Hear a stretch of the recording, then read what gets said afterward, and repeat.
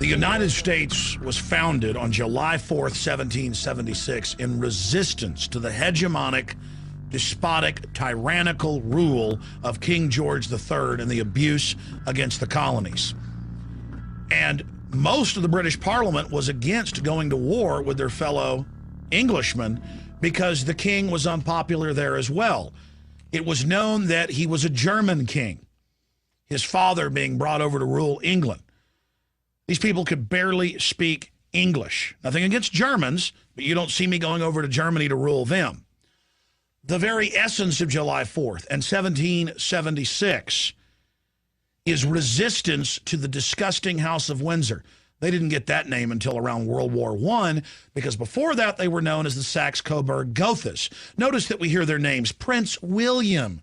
You never hear his last name, do you? The slave public, many of them in England, who support these people, don't even know their last names because they don't want you knowing their last names.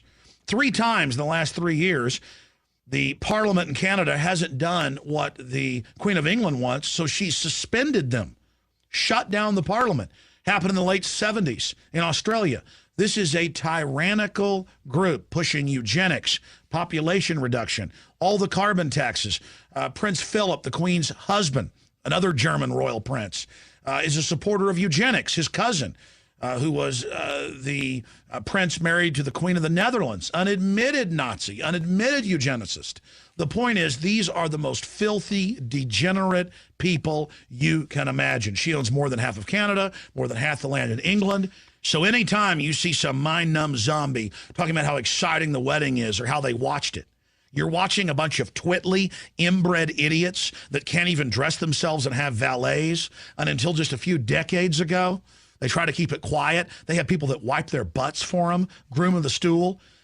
Do you know the history of America? Do you know it started in resistance to this very usurping German family who aren't even British? Do you know that most of the English hate the royal family? Do you know they have a secret police system that basically threatens people that talk about getting rid of the monarchy?